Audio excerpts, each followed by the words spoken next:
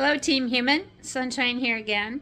Uh, I will go ahead right now, back to back. We had just the first in the series, first episode I just recorded, and it was so much fun. I decided I'd follow up with number two, which let me give you the disclaimer that we get now with a lot of YouTube.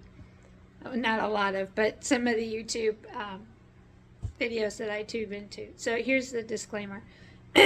We are going to have many episodes that feature on topics that speak to us all who are human, I believe. Certainly if you've lived to be 65, which is how old I am at the moment.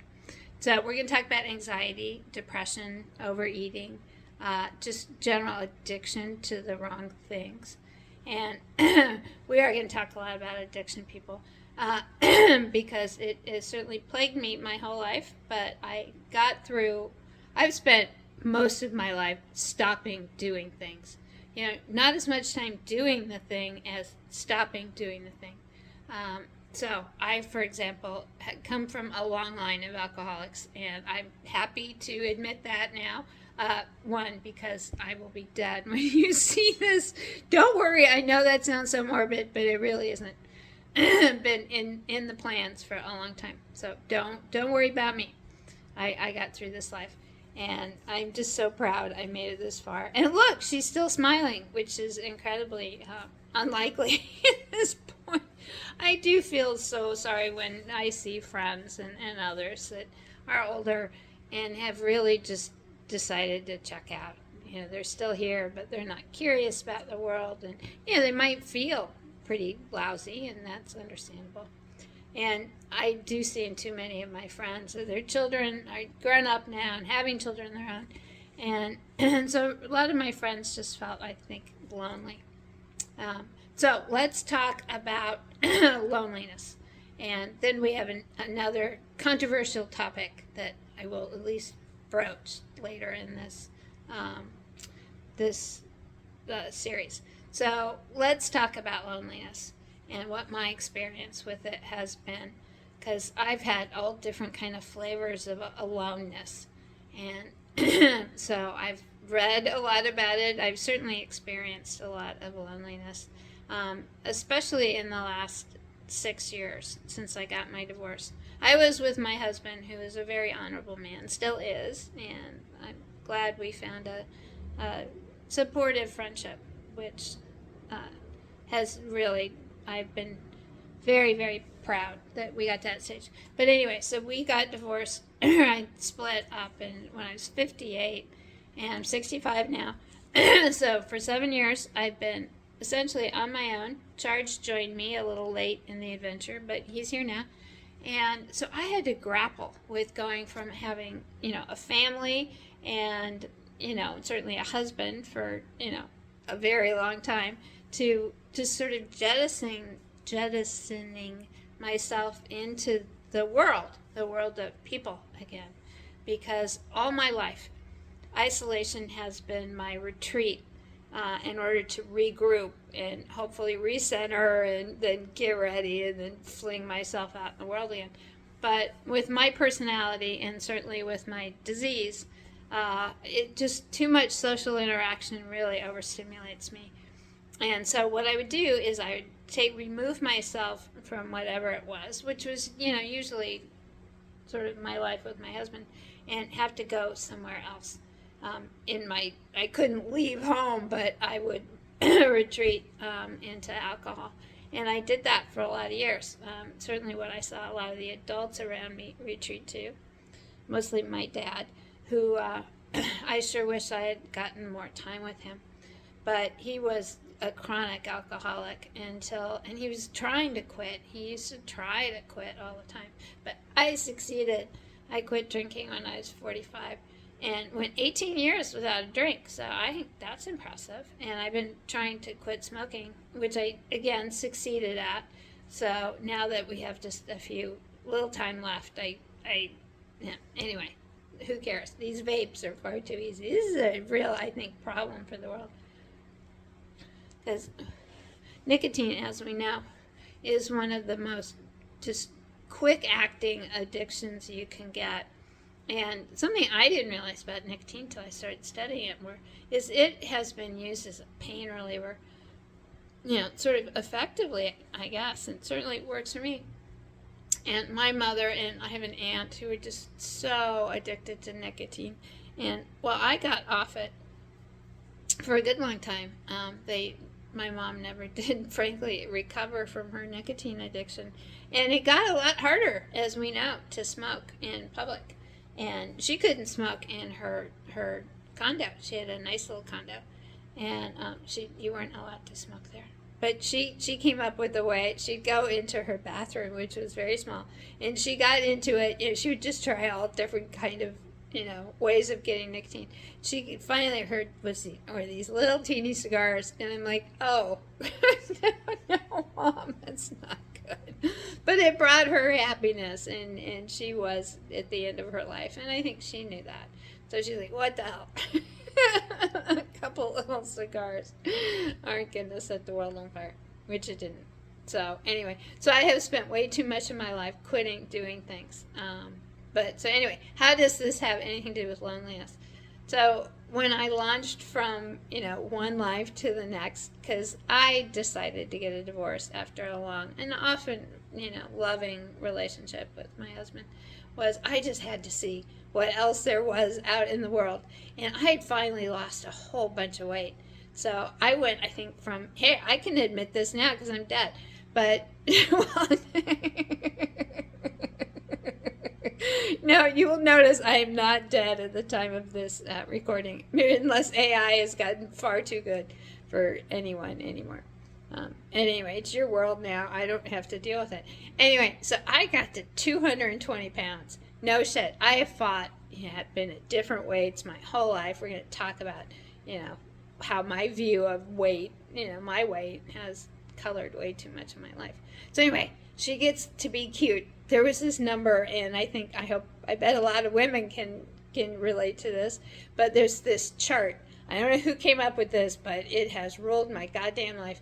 And it said, if this is your height and this is, your age, it's not even that, it's just height. You should weigh this much. I guess it has nothing to do with age. Who cares? But you get down to this, and it said you should weigh 135 pounds. And, I just, that number was just seared into my memory. And so I had battled my weight, my whole life. And so I'd gotten from 220 pounds, and I'll tell you how that happened, because it happened pretty fast. And then I said, I got to get rid of this weight. And it took me 10 years, no shit. But I got to that 135 number, and oh boy, I did a Snoopy dance. I weighed, the way I got 80 pounds gone in 10 years was I started using a digital scale. And everything, first time in the morning without any clothes on, I would weigh myself. And if it was always really accurate and easy because you just step on it. Anyway, so when I finally got to that number, I said, okay, I've thought about, splitting from my husband for 2 years now, pretty seriously. And so I did it. And I believe I divorced honorably. I certainly loved him a great deal. I still do. But anyway, I had to launch into the world. So I I left home in the Colorado mountains, and I just got in the car and drove to Portland, which doesn't sound like such a big deal. I had a very nice little Subaru, and so doesn't sound like that hard a deal. That was hard for me. First of all, I was leaving this place where I knew there was a man that if I said, I need this, he often was out of town or overseas, but I knew he was there and would be there for me. And so I left all that, and I'm sort of estranged from my family of origin, and go to Portland. I knew 2 people in Portland, but not, they weren't close friends at the time. And so I get to Portland, and I go, what on earth am I going to do now? But I had gotten cute people, and that made what a goddamn joy that was for me, because I had worked damn hard. And then I started getting fit and lifting weights and things. So I had this confidence. And so I just marched into the world. And Portland, the place I moved to in Portland is called the Pearl. And any of you are from Portland will go, oh, what a nice part of Portland. And because what was a lifesaver in that place, first of all, I felt very safe in Portland. And I walked everywhere. As soon as I got to Portland and got this new life, driving is fine. I was very good at it, but I get lost so easily. So, where I used to live was very easy because, anyway, it was just one way down the canyon. When you got there, you had to decide which way to go. But Portland was like a whole new game, and I'm like, I'm not going to do this. And where I was living, at least in Portland, you had these narrow little streets, and the parking was just so competitive. And I went, I don't want to do this. And so I just abandoned the car in the underground parking garage, which will make certainly lots of people laugh.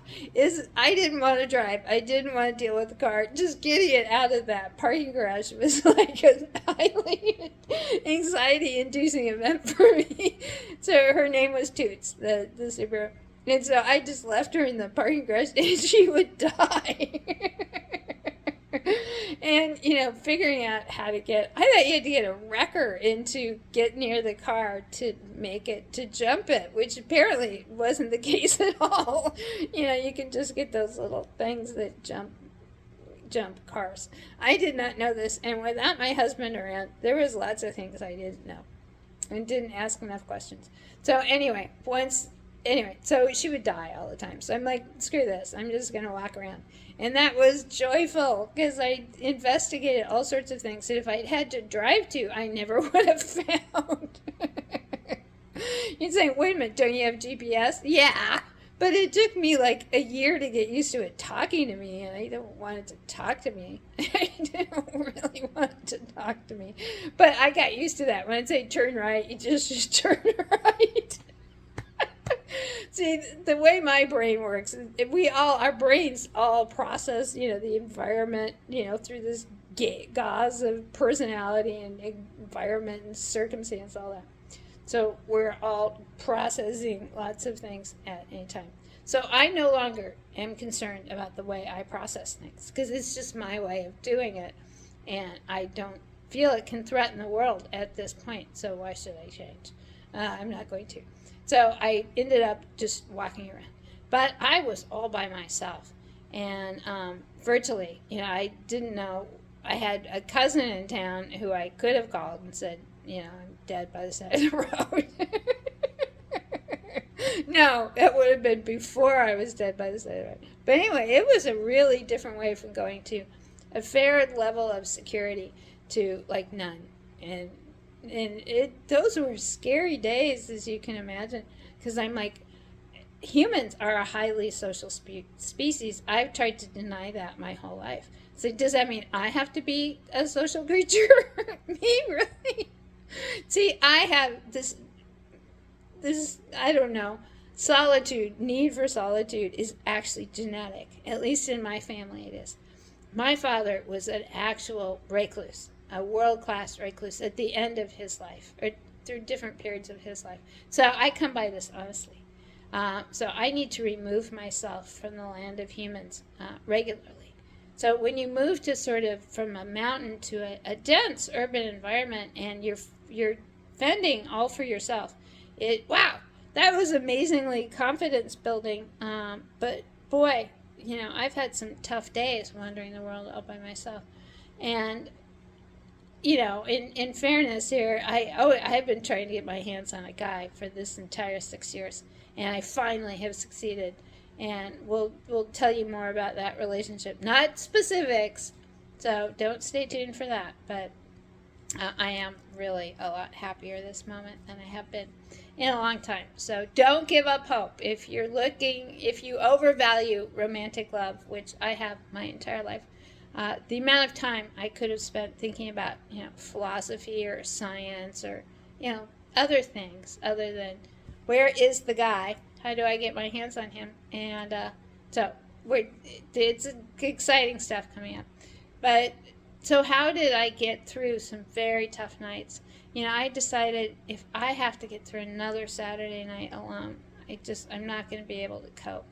And I will show you some things that I've come up with, many of which are highly creative, because of course I had this limited social contact because I moved to somewhere new and changed my entire life. And then the viroid, as I call it, came. And we all marched through COVID in such different ways. But I did take some risks, frankly, because I just had to have sex. I really, that was my goal. When I left home, first of all, I wanted to see what the rest of the world was up to. And then I really wanted to have sex. At my age, people I never thought people who were 65 had sex, let alone wanted to have sex as badly as I did. Well, I guess I was 58 when I launched back into the world. And it took a while, but I did get some people organized, and of course then COVID hit. And so, anyway, we will tell that story another time. So, again, how did I deal with being that alone and being scared and, just wondering, what the hell am I going to do now? And so I have found lots of ways of getting through those, very dark Saturday nights. And I've had this vision for, many years now that, I was a limited time quantity on the planet, which has just really relieved me of so much concern and worry that has plagued me my whole life. So I've come up with a lot of creative ways to get through that. A book, always a good idea. But I make things, and that has been just joy itself. So this video may be going on too long. So what I want to do is give everybody hope that being alone is okay, and it's useful at times. I love this quote. I shall paraphrase. All the problems of humanity stem from man's inability to sit alone in a windowless room by himself or herself. Can you imagine that? Just our incapacity to sit alone, in silence in a windowless room and be okay. So think about that. Is that a challenge for you? I know some people who are so hypersocial, they really are uncomfortable by themselves. That was not the case for me. I've always been much more comfortable by myself. Well, that's not true. I've had many wonderful moments with other people, but they're not consistent. And so I launched into the world and said, let's find some new humans, since they don't appear to be optional. I really thought animals had been my kindred spirits. I've always felt safest with animals, and so I've never been offended by a dog or a cat. I've occasionally been bitten and scratched, but usually that was due to my lack of awareness of the situation and what was going on with the animal. So, but anyway, I don't have one of these in my life. I do have Charge. He's, now that I'm wheelchair girl, this is very doable. Though I'm very, very impressed with the dog. I live in this great place now, considering this is my first place living by myself, let alone in a wheelchair. And I have a small apartment, but it's just brilliant for me. And when it has a little deck that I can wheel onto, that it's just been wonderful. First of all, it has this fully, secure metal railing that I can stand up and do exercises and things. And plus, I can see other humans. That's fun. And there are some green things that I can look at. Everyone needs to look at green living things every day. Just put that on the list. I must do this. And so, but I have this great relationship with the dog that lives next door. It's the most curious creature. She is very skeptical of the world. And she has, of course, a deck too, and can look out on the world. But we don't face each other. We're kind of kitty corner, so I can roll out there. And since I know a lot about dogs, and I could tell without talking to her human, is that she was nervous. And I'm in a wheelchair, which can freak dogs out, of course. And so, but I just started kind of creeping up, because I can see if she's out on her deck with me, without me having to roll all the way out there. So I could just go very slowly and, say hi, talk to her in a low, gentle voice. And so we have made friends. So if I see her and I know she's outside, because I can see the reflection, And if I see her, I know she's out there, and so I just wheel out very carefully and say hi. And she likes to lie in the sun on her nice deck there. And wow, what a great relationship. So I feel I have a dog in my life, and it's very manageable. I don't have to feed it or take it out or do any of those things. I can just enjoy its vibe.